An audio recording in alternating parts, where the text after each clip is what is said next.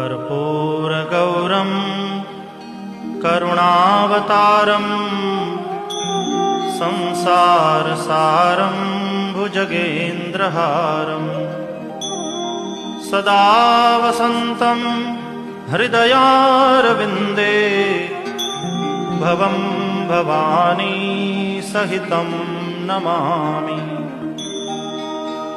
मङ्गलं भगवान् शम्भुः मङ्गलं वृषभध्वजः मङ्गलं पार्वतीनाथो मङ्गलायतनोहरः।